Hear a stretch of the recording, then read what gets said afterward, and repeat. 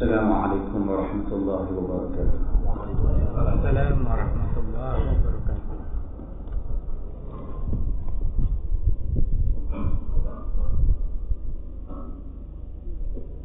الحمد لله نحمده ونستعينه ونستغفره ونعوذ بالله من شرور أنفسنا ومن سيئات أعمالنا. من يهده الله فلا مضل له ومن يضلل فلا هادي له.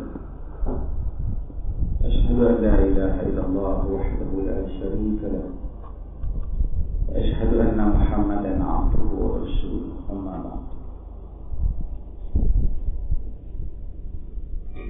Hadirin mukminin yang dimuliakan, Allah Subhanahu wa taala menyebut, mengingatkan Nabi sallallahu alaihi wasallam tentang perjuangan, tentang amanah membawa Islam ini dan amanah membawa dakwah. Allah Subhanahu wa taala menyebut, "Lau kana 'aradan qariban wa safaran qasida lattaba'uka walakin ba'adat 'alaihim ash-shaqqa."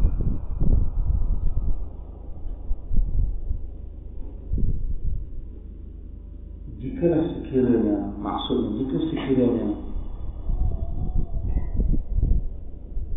tujuan tempat tuju itu terlalu dekat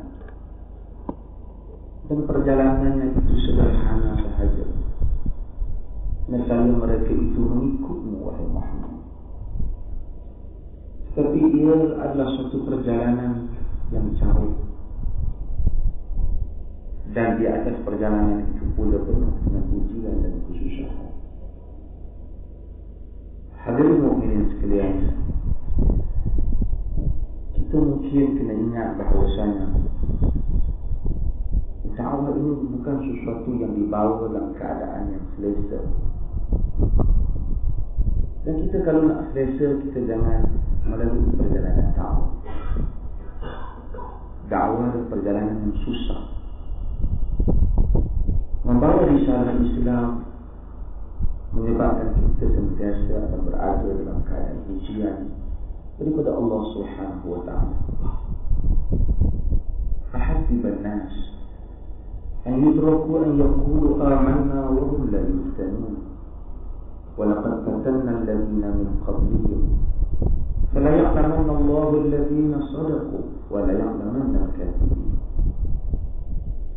Adakah manusia menyangka mereka akan dibiarkan mereka menyatakan kami beriman, sedangkan mereka tidak diuji, mereka tidak dicuba? Sesungguhnya kami telah menguji orang-orang yang sebelum daripada mereka, sehinggalah ternyata orang-orang benar yang benar cakapnya dan orang-orang yang bohong. Saya sedikit respon kepada bahagian email yang dihantar oleh saya. Juga tuan-tuan yang datang mengucapkan tahniah kerana saya jadi mufti. Kita berkenalan sebelum jadi mufti lagi, dan tak ada beza mufti dan mufti ni. Kadang-kadang bila kawan-kawan kita tahniah, saya tak tanya dia tahniah kata apa. Tahniah kena jadi mufti je. Kenapa tahniah? Saja berurau kan. Jelas tanya ada pangkat baru, pangkat lebih besar. Tak, yang tak salah. Kalau dari segi pangkat besar tu, saya tak tahu lah banyak mana kuasa mufti ni. Tapi dari segi pangkat, orang nak pangkat kan orang nak harta. Gaji saya juga, saya lebih baik daripada mufti boleh. Secara umumnya lebih baik. Untung tolak ekonomi lebih baik dulu US kan. Mufti Perlis ni bukan jusa lah. Bukan. Dah saya saja cerita ya. Saya rasa kot tambah duit kot kan. Tak jusa. Di Penang tu buruk-buruk pun rumah saya. Saya tak sewa. Dia boleh saya kena sewa. Cumanya lebihnya bila Perlis ni saya nak datang program KL apa ni, jauh sikit banyaklah peluang untuk saya excuse tu je. Bila excuse tu reduce lah kos datang KL tu, ataupun kos pergi Ipoh ke, ataupun kos pergi Johor ke, reduce. Dia ada alasan jauh lah, saya tak sempat bila banyak. Tapi artinya kalaulah itu yang dianggap sebagai satu tahniah, tak betul lah. Tapi kalau tahniah tu kerana ada ruang sedikit untuk menyampaikan Islam lebih luas, itu betul. Itu mudah-mudahan betul. Mudah-mudahan betul. Hadirin mukminin sekalian, saya nak respon email ini. Barangkali dia sangka barangkali oleh kerana apa? Kita ni dakwah-dakwah, tengoklah orang yang dakwah ni akhirnya didapat macam-macam. Tak benar. Kalau saya mengira untung rugi ekonomi, patut saya jangan pergi. Jadi saya dah tahu dah daripada awal tu. Tapi kita memerlukan ruang dakwah. Kita memerlukan satu platform untuk dakwah. Itu sahaja. Hadirin mukminin sekalian, saya sebut benda ni pertama respon soalan. Semalam saya hadir satu majlis. Ini saya sembang, ketiga orang ustaz ni pun ceramah hebat-hebat. Satu orang ustaz dulu dia pun ceramah bebas. Kemudian dia masuk pilihan raya, dia jadi calon dan dia menang. Macam mana saya ada? Sekarang dia macam mana ni? Tapi yang penting ceritanya ialah orang ni dia kata rugi jadi wali. Rugi lagi kata. Dia kata ingat jadi wali boleh lebih lagi. Tak boleh lebih kata. Kata jadi ceramah boleh lebih kan? Masa ceramah dulu boleh juga 25 atau 30 sebulan. Subhanallah.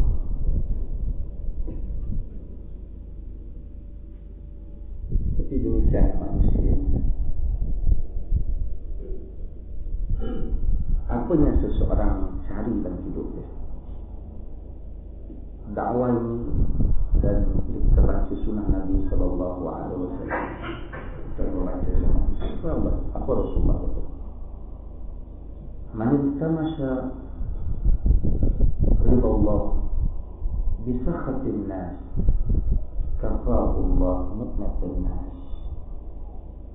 ومن التمس رضا الناس بسخط الله وكله الله إلى الناس. رواه الترمذي والحديث صحيح.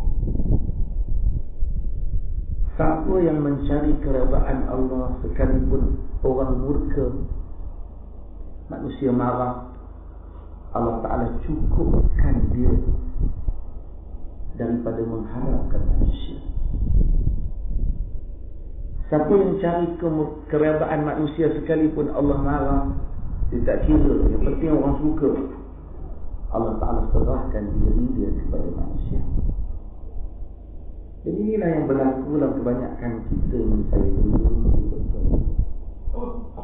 Sebab kita selalu disuruh untuk menyebut La hayyu ya qayyum bi rahmatika astaghfir aslih li sya'ni kullahu wa la takilni ila nafsi tarfata 'ain. Wahai al-hayy al-qayyum, dengan rahmatmu astaghfir, aku ingin memohon tolong. Wa la takilni ila nafsi tarfata 'ain. Jangan engkau serahkan aku kepada diriku walaupun sekelip mata. Kata Ali Zainal Abidin, cucu Nabi sallallahu alaihi wasallam, Rabbi la takilni ila ghairi ila nafsi fa'ajaztu anha wa la takilni ila ghairi fadayya'uni. Wahai Tuhanku, jangan engkau serahkan aku ini kepada diriku. Aku tidak mampu untuk menguruskannya. Dan jangan engkau serahkan diriku ini kepada orang lain.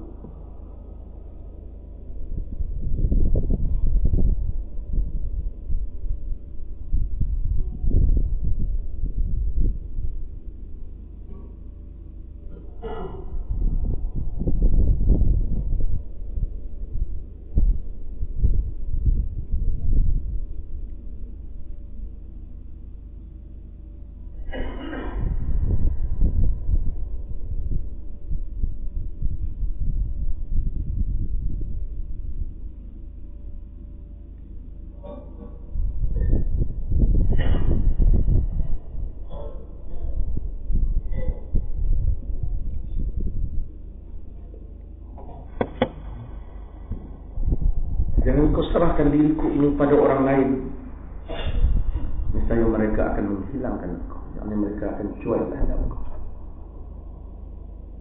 Hadirin mukminin sekalian, apalah ada pada pusingan hidup melainkan seseorang mengharapkan rahmat Allah Subhanahu wa taala. Saya nak sebut beberapa pengalaman saya yang singkat. Kadang-kadang bila kita cari redha Allah, walaupun orang tak suka, kita dapat sesuatu yang orang lain tidak dapat tahu. Satu hari ada satu liputan dalam sebulan ada satu majlis yang besar datang, lalu saya kena hadir.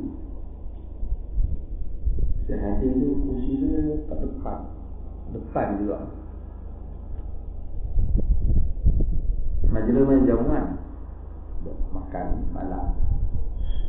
Saya pun tak makan. Kebetulan tak ada siapa rumah.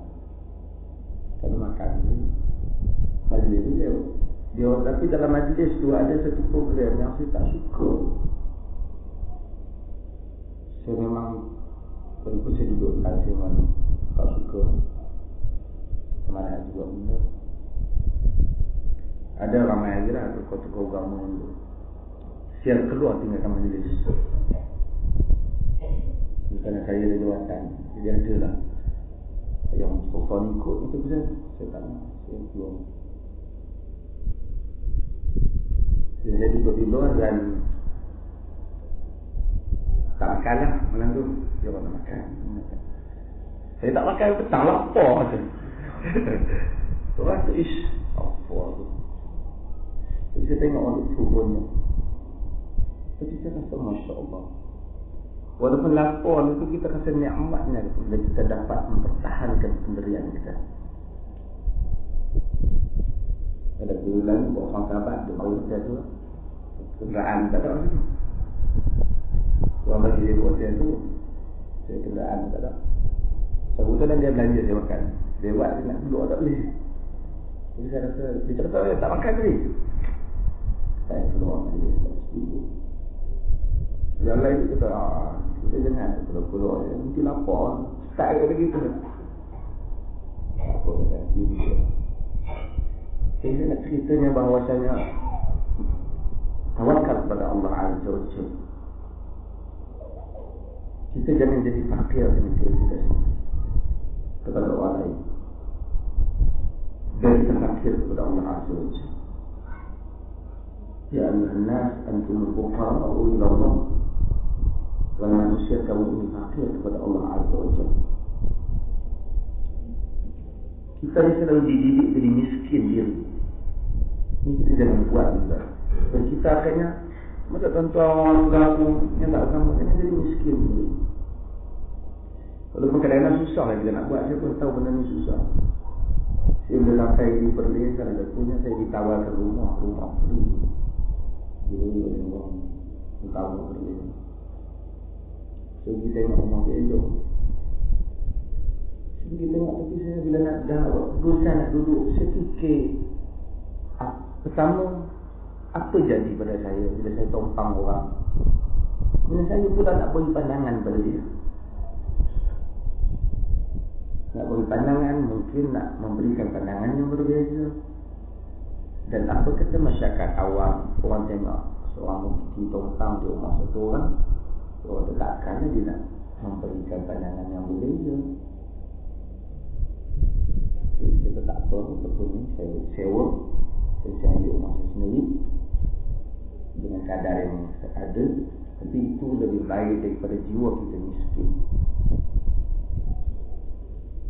Hadirin mukminin sekalian, saya sebut hal ini sebagai satu pengalaman ringkas kepada tuan-tuan. Mudah-mudahan orang lain juga, saya ni baru cuba, saya pun tak tahu macam mana lagi. Tuan juga, marilah setiap hari kita doa kepada Allah Subhanahu wa taala memberikan rahmat, rahimah, ketenangan kepada kita. untuk kita berpegang agama. Perkara yang paling berat agama adalah mustaqim kamu udah. Hendaklah kamu beristiqamah seperti mana kamu diperintahkan. Nak meneruskan istiqamah, tak tahulah ke mana pada awal perjalanan. Kadang-kadang bila duduk di tempat ni, kita duduk bergaul dengan orang besar-besar dalam agama. Tapi sebahagian manusia ini namanya besar dalam agama, tetapi hati nuraninya tidak hati nurani umat.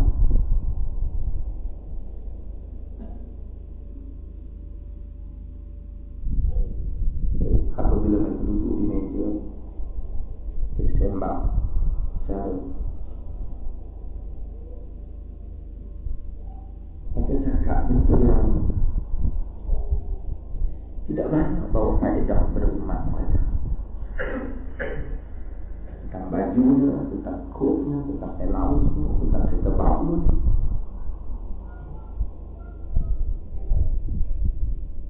Sepanjang kita berada, itulah tajuk-tajuk yang menjadi tentang lancungnya, tentang perjalanannya. Sedangkan Allah telah memberikan amanah kepada mereka untuk melangsaikan urusan-urusan yang banyak ini. Ketika manalah kita nak cakap dengan dia, marilah kita fikir masalah orang Islam. Mungkinlah masa tu. Kalau nak cakap pun nama majlis rasmi je lah. Kita, itu pun teks tu disediakan sekalian. Kita taklah bersungguh-sungguh untuk menyelesaikan masalah umat Islam. Kita tak ada. Balik rumah masing-masing tak bunyi lah orang ni. Saya jumpa kat jalan tu, saya menekan tu sebanyak itu.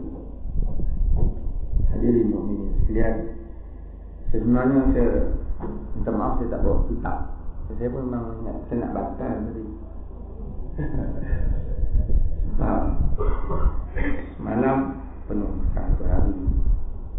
Ini tadi ada sejak ni nak kena balik Penang. Besok ada program dan malam besok juga ada program.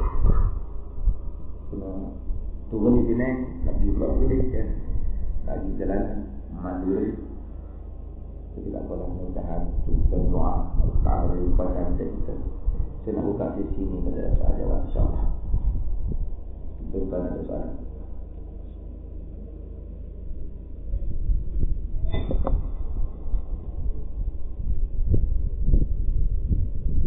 Ada soalan kita insyaAllah. Ya.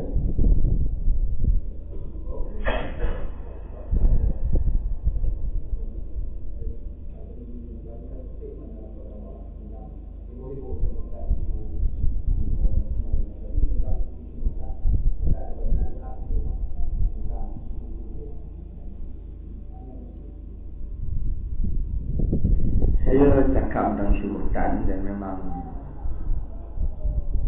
ialah salah satu saya cerita pengalaman baru ni dia. Setiap hari media telefon lah, media ni kita baca itu saja. Isu murtad ni pendengar tuan-tuan pernah dengar, selalu saya sebut. Pertama, saya bimbang isu murtad ini akan menjadi perangkap orang lain terhadap kita. Itu orang beri kononnya manusia Malaysia ni murtad sampai 300,000 sekarang ni dah naik dah.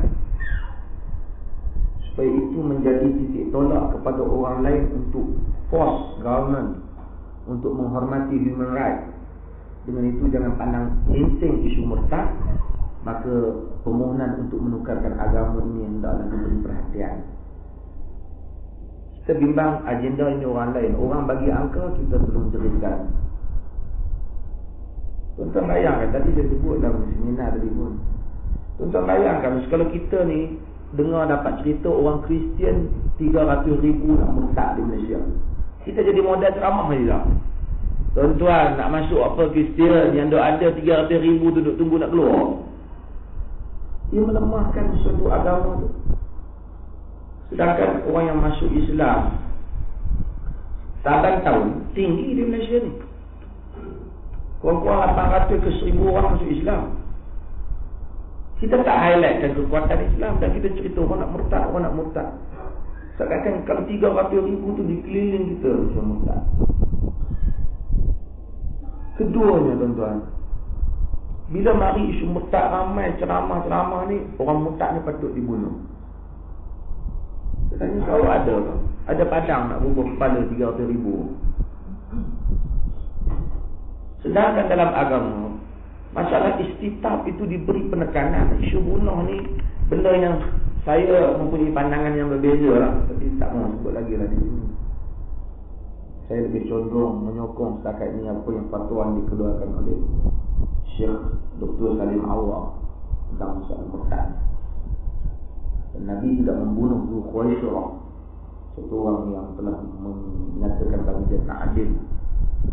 Di isu murtad ni, sebahagian para ulama mendapat ia bukan hudud, ia ta'zir.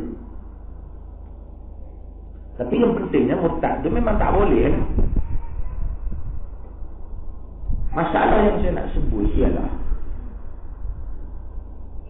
kita disuruh orang dunia Islam, tadi saya dah sebut, keliling buka TV, baca media, buka internet, banyak serangan terhadap Islam. Orang keliru tentang Islam. Orang awam pun keliru. Apa nak kira orang awam? Ustaz pun keliru. Mana Islam yang tulen? Kalau ada banyak kumpulan, macam-macam kumpulan klaim dia adalah Islam yang tulen. Orang keliru. Jadi orang keliru mana Islam yang betul. Orang keliru tambah orang awam keliru, orang yang tak kuat tak datang kuliah lagi keliru. Lalu memudahkan manusia ini kadang-kadang terkeluar pada agama. Kita fokus nak kira pancung buat apa? Fokus kita ialah fokus menerangkan kekeliruan umat ni. So hendaklah golongan agama tadi ni Ustaz Tan buat tembuhan dia dah jawab harap ni keluar dengan cara yang penuh dan baik. Bahawa kita mesti berikan fokus Islam mesti diperkenalkan kepada non-Muslim secara profesional. Sekarang dia prejudis dengan kita, tu dia takut. Dan kita pula sentiasa menghukum. Sebab tu saya sebut isu akam ni, unsur faqah. Saya bimbang ini dijadikan pula satu isu oleh pihak-pihak yang tertentu untuk menyatakan inilah sikap Islam. Kalau orang berbeza je dia tangkap. Macam mereka bela ayah pin dari tu. Saya tahulah al-faqah tu salah dan sesat. Tapi saya kalau boleh lah, dan saya tadi semua buat kenyataan media, kita buat open debate dulu dengan mereka, supaya orang awam mendengar apa dia kesalahan tu, sehingga orang awam pun faham. Setelah orang semua faham memang ni bahaya dan sesat, baru kita ikuti dengan tindakan kita. Nanti dia akan tuduh kita selalu menghukum orang tanpa memberi peluang dia membela diri. Dan ini akan jadi satu seakan-akan tertanam dalam pemikiran bukan Muslim. Beza je dia tangkap, beza dia tangkap. Dia tak bagi peluang. Sekarang kita nak bagi peluang, open. Dia cakap, kita bentang, dia bentang, sehingga orang tahu ini sesat. Kalau kita tahu dalam Islam, peperangan tak boleh berlaku melainkan dakwah mesti disampaikan dulu. Islam tak serang satu negara, melainkan dia akan sampaikan wakil dakwah dia. So masyarakat itu akan merasakan dia tak dizalimi dan dia tidak diserang mengejut. Kerana Asy'ari itu dia tahulah dia sesat. Saya memang tak percaya dia tahu. Tapi ada yang awam ni dia tak tahu apa. Tapi kalau mereka telah bagi satu dialog terbuka, yang orang awam kata, oh ini memang terbukti salah. Lepas daripada itu, maka berlakulah tindakan proses perundangan. Mungkin ia akan meredakan salah faham ini. Meredakan salah faham. Kadang-kadang pemikiran boleh dimatikan begitu. Bila kita buat debate dengan Astora Jabat, dia mengurangkan tindakan dia sendiri dan akhirnya dia hampir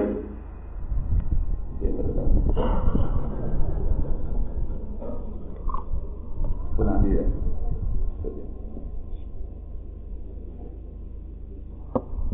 Hadirin mukminin sekalian, dengan itu maka perkara-perkara yang seperti ini, isu murtad ni, pertama saya bimbang dia jadi pakap musuh. Kedua, kita menanganinya secara tidak bijak. Zaman sekarang ni dia bukan boleh, saya fikir hukum and hukum dulu je. Hukum tu datang kemudian. Orang tak akan nak faham hukum ni. Orang akan ambil eksploitasi kenyataan kita tu untuk dia. You tengok ini Islam. Bila kita pergi ke barat, kita tuntut barat keadilan, memberi peluang dakwah. Bila mari kita tak. Kita kena buktikan Islam sangat open-minded, terbuka, tapi sangat berhujah. Apa nak buat? Geng-geng ustaz-ustaz ni sama-sama kita pun dia tak mahu hujah. Dia tak puas hati je, dia label je. Kata kita bagi pandangan beza, kan? Bukan kata nak bincang kita, Wahabi. Selesai masalah di dunia akhirat. Dunia akhirat tak tahu lagi, kan? Tapi itu tabiat labeling orang. Dulu ada pendapat orang, saya bukan nak bela. Ada orang kata Quran kena tafsir semula untuk hadapi cabaran moden. Ada orang kata ini sesat dan kafir dan seumpamanya. Saya kata nanti dulu kita kena tengok. Sebenarnya memang para penafsir setiap zaman mereka datangkan tafsir baru. Saya kutuk semuanya. Cuma tak boleh tinggal asas-asas tafsir Islam itu. Itu tak boleh tinggal. Tapi kalau dia sekadar kata kita perlukan satu tafsir yang dapat menangani isu semasa moden, kita boleh terima. Kalau dia kata ulama dulu semua tak boleh terima, kawan kita nak buat moden dan kita tak boleh terima dah. Tapi you jangan gopoh lah. You nak hukum you dengar bagi habis supaya setiap orang tidak trauma. Apabila dia nak cakap fobia, apabila dia nak cakap je tentang Islam, you pukul dia. Dan kita golongan agama saya berapa kali, you jangan jadikan ini agama Kristen Katolik. You nak pegang semua. Orang lain cakap salah, you saja ada otoriti cakap. Agama hujah, agama fakta. Siapa beri fakta, milik dia. You ustaz, you mufti, you lebay. Bukan you mesti betul. Dia bagi alasan dia, you bagi alasan you. Kita tengok siapa yang tepat dengan Quran dan Sunnah, kita pakai. Kalau kita buat pendekatan ini, kita mungkin boleh menyelesaikan kerja kita. You sampai ada. Tetapi kita tidak memberikan masa depan untuk Islam dan generasi baru Islam. Anak-anak kita nanti, dia sekarang ni pasal apa dia tahan ya? Apa salah dia? Gitu. Kadang-kadang dia tengok sudut yang sempit. Biarlah dia orang meniaga, dia kata. Dia orang bisnes, kau buat. Dia tak faham sudut yang kita tengok. Dan kita pun boleh tanya, temukan kenapa salah? Oh, salah ni kerana telah menyanggahi enactment sekian-sekian. Enactment tu bukan boleh memuaskan hati orang. You kena kemukakan dalil syarak. Dan ini perkara yang mesti kita buat secara rasional. Saya dah cerita tadi, saya cerita ni bulan tak main tadi. Tu dia kadang-kadang kita, orang bukan Islam ni, kadang-kadang dia keliru kita banyak benda.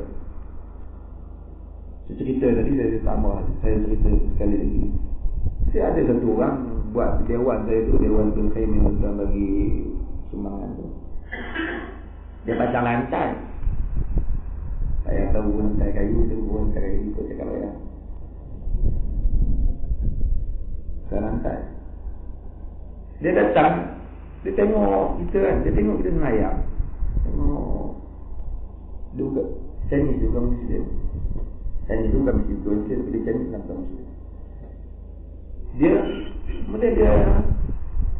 Dia pernah belajar sampai tingkatan 6 dengan budak Melayu, dia pandai kan. Dia ngomong, Assalamualaikum gitu. Dia kata kita. Saya ada dalam majlis, saya tengok, saya tahu dia buat kita ni, Waalaikumsalam. Duduklah. Kita boleh jawab tak? Dia pula test kita. Saya tak boleh jawab, kita dah bagi salam. Kita saya sudah bagi salam sana tempat masjid, orang masjid lah. Dia mau pukul sama saya tau. Kenapa dia pukul you? Dia kata saya sudah main-main dengan Islam. Saya kata you cakap salam sejahtera. Saya jawab balik salam sejahtera. Takkan saya nak jawab tak ada sejahtera berdakwah. Kita boleh tak? Boleh. Diorang cakap Islam cakap tak boleh. Saya heran tu, kenapa orang cakap baik, Islam tak boleh cakap baik-baik? Kita tak benar. Itu dakwaan dia, Islam tak cakap. Lepas tu dia pergi mana tu? Ada ustaz pula jawab. Bila saya ke kuliah gitu, dia jawab tempat lain. Dia kata pelandai hati. Dia kata, Nabi jawab balik, Assalamualaikum gitu. Maut kepada kamu, bro.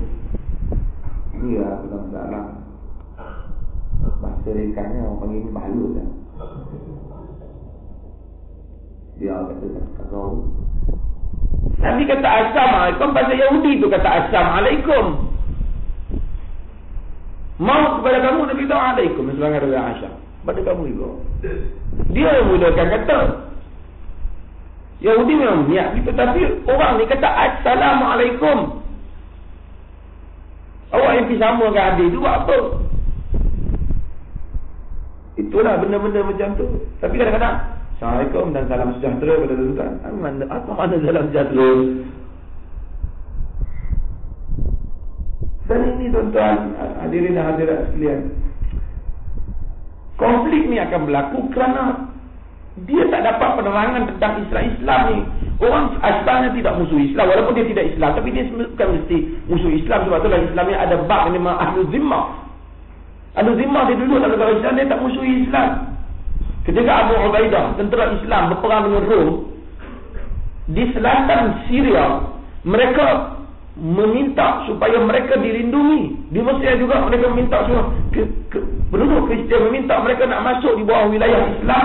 Mereka tak mau masuk bawah wilayah Kristian. Kerana rasa mereka lebih mendapat keadilan. Kerana Islam yang diperkenalkan itu ialah Islam yang menjamin perasaan mereka. Padahal itu sahabat, ketegasan akidahnya kita tahu. Tapi kita ni akidahnya tak tahu mana. Tekan benda kecil-kecil lah. Macam selalu saya sebut, dah tentu lah. Kalau masalah akikah ke, kenuri korban ke, takut benar orang bukan Islam makan, takut batal satu ekor lembu dia. Tapi tanah, lesen, Alibaba semua dia bagi. Negeri dijual. Benda sekeping daging tu kira sangat. Saya mazhab Syafi'i gitu. Tahu ni gitu. Apa tu mazhab Syafi'i you boleh bagi tu lesen ke orang tu. Macam Syafi'i you boleh jual tanah macam jadi orang Pulau Pinang. Sebab tak ada apa. Boleh kata. Inilah masalah kita ni, pekah yang sempit. Fiqh yang sempit ini yang sedang kita hadapi. Biarlah dia orang bisik pun dia tahu kan. Tapi dia tekak je. Lama dia senang lenang. Dia sekali umur 40 sedikit. Mudah-mudahan ada saran ni. Tuan-tuan, terima kasih tuan-tuan Haji. Itu maksud saya tak tahu kalau ada kenyataan lain. Tapi saya ingat dalam Malaysia gini yang banyak.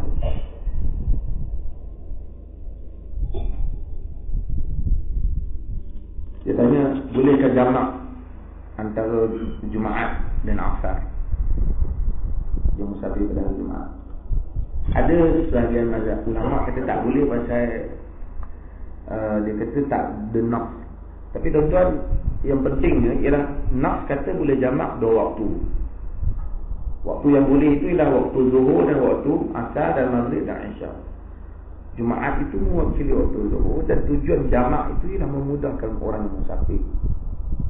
Pertama, hadis yang menyatakan tak boleh musafir pada hari Jumaat setelah terbitnya fajar akan menyebabkan, kalau tidak setelah terbitnya fajar musafir dia tetap kena sembahyang Jumaat.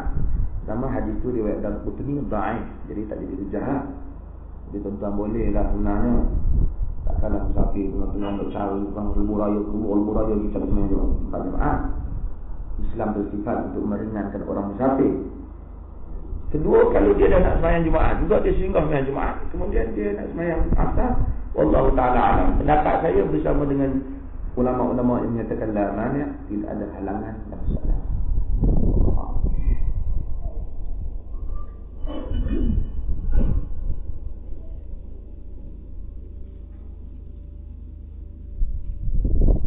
Adakah hadis ahad menjadi hujah dalam akidah? Kalau ada ahad yang sahih, tentang hadis ahad menjadi hujah.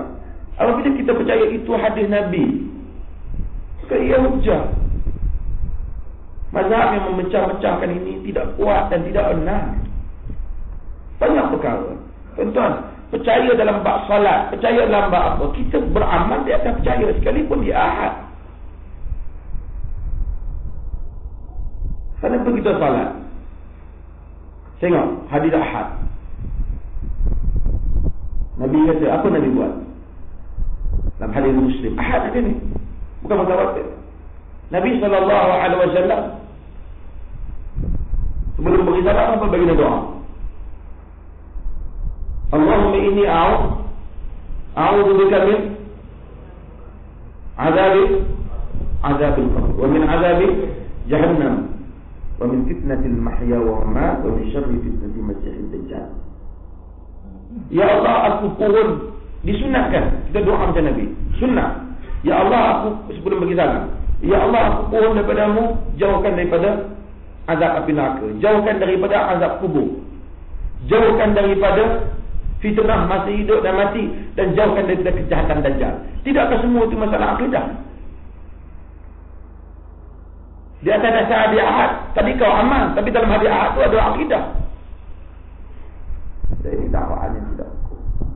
Hadiah ahad ni maksud hadis tak sampai mutawatir ini, dan semua orang cuba katakan tak perlu beramal dalam masalah akidah, tak perlu pegang. Dengan itu banyak hadis-hadis yang tak buang. Saya ada soalan ni.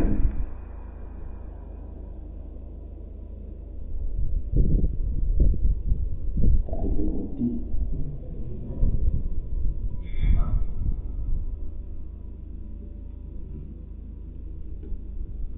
Ada soalan ni? Ya.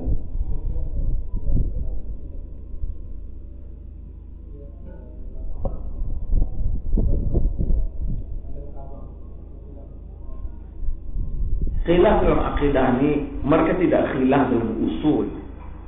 Usul akidah sama. Tapi kadang keperincian akidah itu kadang-kadang berlaku perbezaan.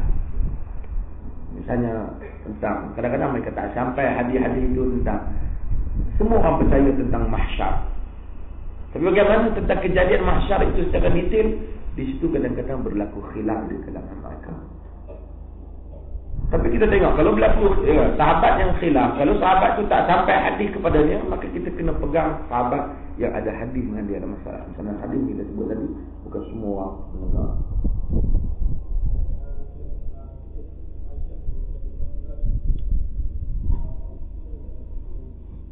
Ya, orang tanya Aisyah, soalan tentang Aisyah. Orang tanya Aisyah, hal ra'a Muhammadun rabbahu?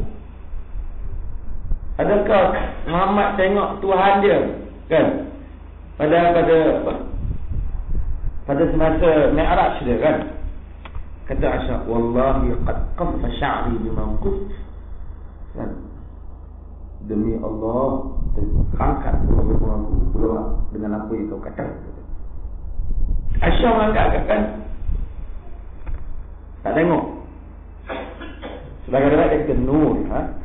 Tapi ini kerana berdasarkan barangkali hadis Nabi itu tak sampai ke dia.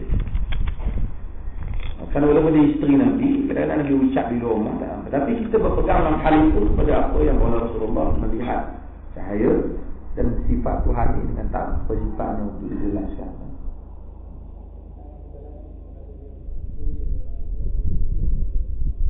Ruh begitu. Sebagainya itu juga ada khilaf. Kita tengok kalau Mu'tazilah antara menyokong pendapat dia lah. Umpamanya Isra' Mi'raj ni berlaku dengan ruh ke dengan ruh dan jasad. Kerana timbullah idea yang belakangan ni, kerana mustahil lah dengan jasad nak jalan pantas ni, satu malam nanti akan berlaku tubuh tak mampu tahan. Tuan-tuan apa dah? Angkasa kita nak pergi pun ada orang kata bagi tu dah nak cerita kawan nak pergi lah nak duduk 6 bulan bincang lah patuah semayang di sana dengan cara sana lah kan. Saya suruh masukkan dia semayang dan tak perlu diqadha. Tu ada kaum ni qadha 6 bulan balik nak qadha. Semayang dia sah. Nas hadis banyak sah semayang walaupun silap bila-bila pun. Wa yang kadar idza amartukum bi syai'in fa'tu mastata'tum. Apabila aku perintah kamu dengan satu perintah, kata Nabi, datang ni dengan kadar yang kamu mampu. Akhirnya alhamdulillah Ketua setuju bahawasanya siapa yang dia akan selalu semayang duduk atasnya walaupun tak cukup syarat, tak payah qadha. Kalau itu ada kerja kita yang lain. Orang yang naik atas kapal terbang pergi haji juga tak perlu qadha. Orang sebab yang pergi situ dulu lah. Kita propose itu dulu. Salah tu.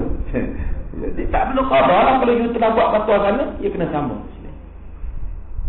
Tak perlu qada.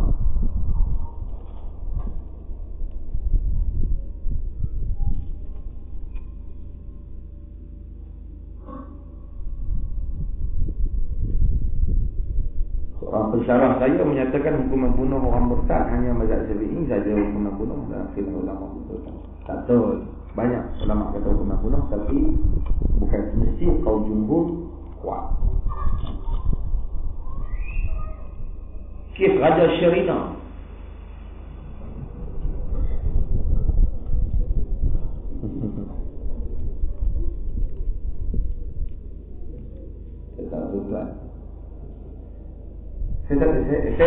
Kita ada bawah pakar undang.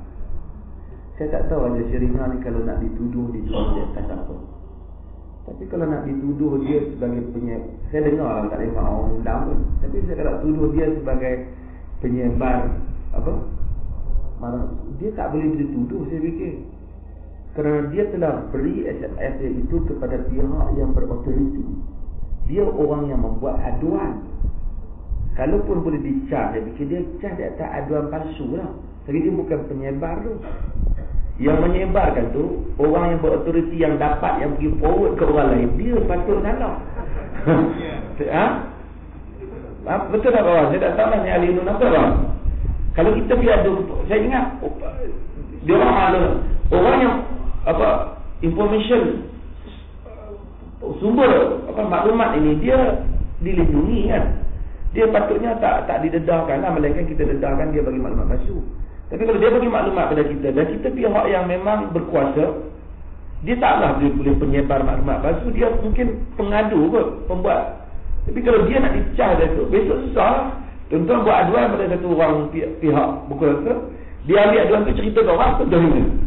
Saya ingat susah lah macam tu kan. Susah macam tu. Sekarang saya bela Raja Sherina tu cah dia tak lain ingat tapi dia ada lepas ha? Lepas. Saya kadang-kadang jumpa orang saya nak mahu sebut nama. Saya ceritalah ada yang sokong saat saja saya kira Raja Sherina. Saya tanya dia, ada orang terhidu, apa bukti yang kuat tu yang dengan CD dengan apa tu?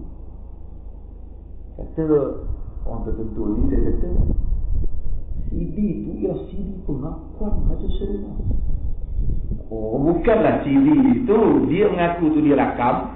Itu bukan satu pengakuan untuk Raja Sherina lah, bukan untuk itu pun salah. Lepas tu satu orang kata, Syekh, entah jangan main, maklumat ni bukan maklumat biasa, ini ada dalam internet.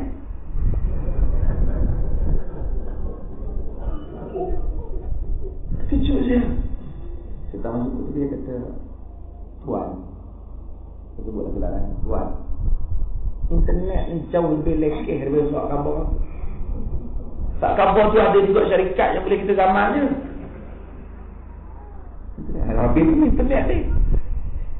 Bila saya kadang-kadang bila saya pergi ke pejabat mufti duduk di mufti baru saya kadang-kadang faham benda ni. Pejabat mufti tak ada internet.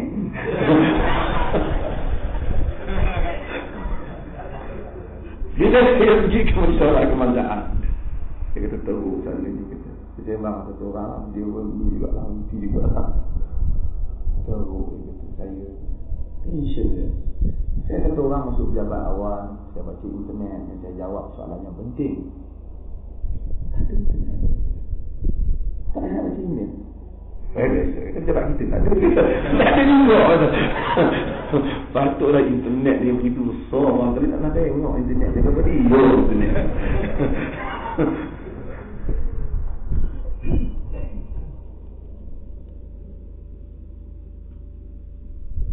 Bagaimana Ustaz nak tentukan waktu salat di angkasa? Nak pergi ke?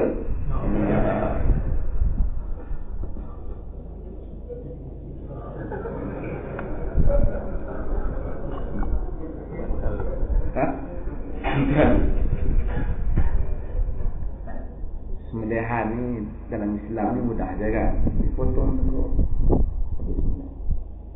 Jadi ada rombongan mesti nak pergi ke New Zealand. Sekarang saya tak pergi apa. Tapi dia mesti nak pergi New Zealand, Australia untuk melihat tempat sembelihan. Tak ada apa pun sebenarnya kan. Melek seorang pun cukup dah kan? Tapi semua lagi.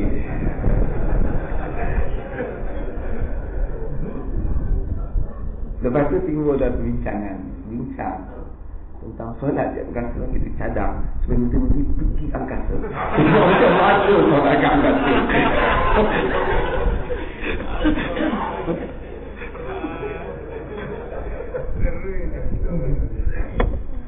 Dan hanya solat angkasa. Dalam hadis Muslim, Nabi SAW cerita tentang kedatangan Dajjal pada akhir zaman. Ada satu hari yang sama dengan 40, ada sampai dengan 4 bulan, 40 bulan. Dalam hadis kan, sahabat tanya macam mana nak salat. Nabi kata, Faqdiru qadara. Kamu takdirkan dia, kamu andaikan dia. Jadi kita ada jam, kita tengok lebih kurang jam berapa. Kalau waktu tu panjang, sehari dah jadi sampai macam 4 tahun, kita andaikan hari-hari tu. Maksud kita andaikan time tu. Sekarang pukul 12 tengah hari, jam kita, ataupun pukul 1:30 waktu zuhur. Saat ni sampai kita ikut jam, kita andaikan time walaupun matahari tidak bergerak pada waktu itu. Pada zaman Dajjal. Hadis ini telah dikiaskan tentang masalah pergi ke angkasa. Yang sama, maka peralatan ada. Mereka boleh kiaskan, saya cadangkan nama tuan dan mereka setuju, kiaskan berdasarkan kepada tempat mereka lancar waktu solat di situ. Alhamdulillah anda boleh terima. Atau ada lebih sikit jadi mesti ni.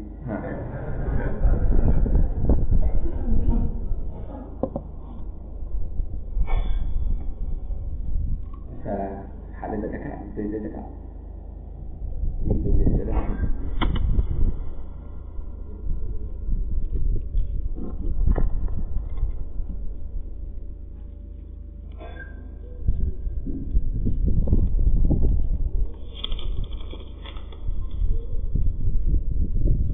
Okay, tuan ada soalan ni.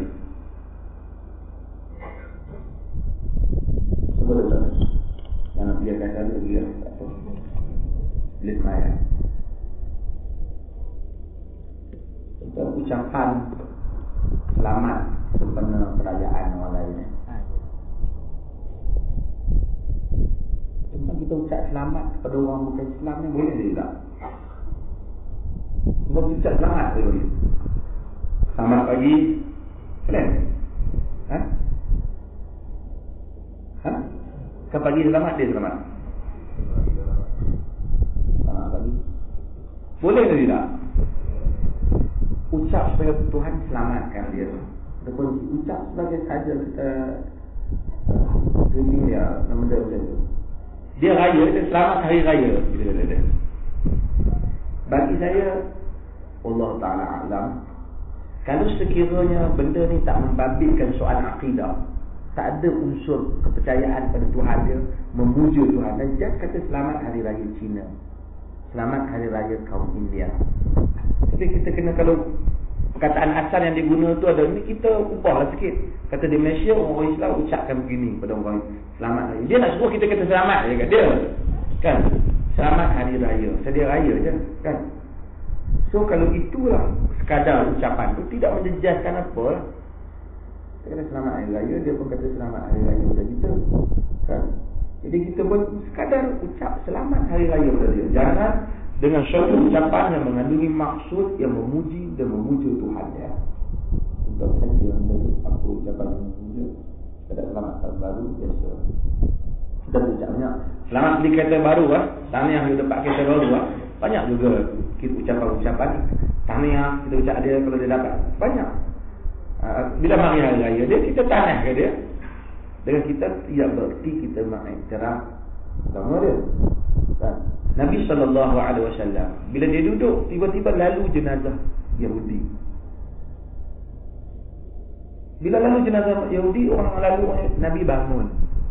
Tanda hormat jenazah dia lalu. Orang beritahu Nabi, ya Rasulullah, innaha Yahudiyah. Itu jenazah Yahudi. Nabi kata, alaysat nafsan, tidakkah dia juga ada jiwa manusia? Jadi, maksudnya menghormati dalam erti kata kemanusiaan yang umum, tidak dilarang oleh agama. Kan? Dia nak bawa jenazah dia kan, kita lalu kereta. Jangan bagi peluang ni, kafir ni. Kita stop, kita biar penghormatan di atas nilai insan yang hidup harmoni. Kadang-kadang kita itu dia kata, bab ucapan tu kita tegar sangat kan. Tapi bab-bab yang sebenar patut kita tegar, prinsip hak Islam, tu longgar pula. Itu yang nak dibahas je. Cuba you bahas tentang masalah masa depan umat Islam, apa yang terhakis daripada nilai umat Islam. Itu patut dipertegaskan. Allah Ta'ala. Benarkah tidak ada salat hajat? Salat hajat ini diriwayatkan oleh Imam Tirmizi, dan dalam Sunan Tirmizi memang ada bab salatul hajat, bab salat hajat. Cuma oleh kerana dalam hadis itu ada rawi yang majhul dan tak dikenali, maka didhaifkan hadis ni oleh sebahagian para ulama hadis termasuk Al-Albani, dan ada sebahagian yang cuba menghasankan hadis ini di atas konsep umum, kerana sembahyang hajat ni memenuhi maksud Al-Quran yang menyatakan wasta'inu bis-sabri was-salah, dan mintalah pertolongan dengan sabar dan mengerjakan sembahyang. Saya kata tuan-tuan, bila berlaku khilaf itu senang je. Sembahyang hajat ni sama dengan sembahyang lain je. Bangun tengah malam tahajud 2 rakaat. Yang kita nak minta pertolongan Allah Ta'ala pada doa lah. Kalau nak hajat pun macam tu juga. Kalau dah kata hajat tu tunduk, baca sekian-sekian masa rakaat pertama pada, itu tak ada siapa ulama yang kata, melainkan produk daripada Malaysia je. Tapi kalau kita kata hajat tu dalam erti kita 2 rakaat dan kita salat. Kita bila nak doa kepada Allah Ta'ala, kita salat. Kerana Allah suruh kita salat dan memperoleh pertolongan Allah dengan mengerjakan salat kan.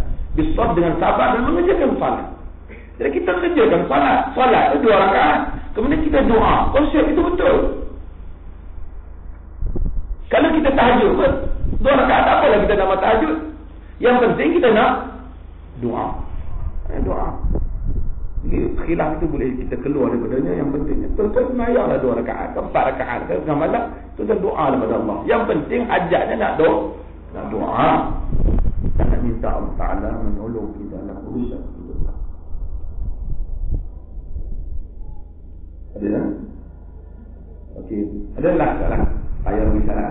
Memang kita kena berjawab. Tak? Hadis.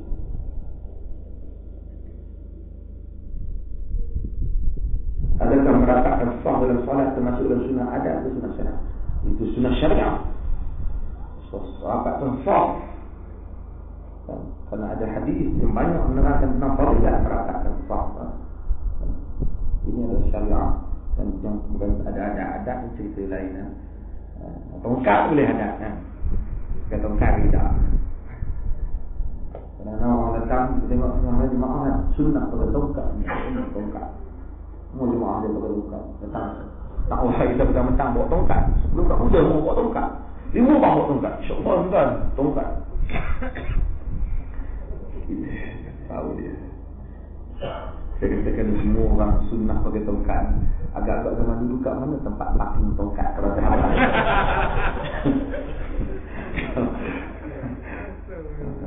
Mesti ada lah penuntukan tempat parking tongkat. Hadis apabila berlaku pertukaran tongkat.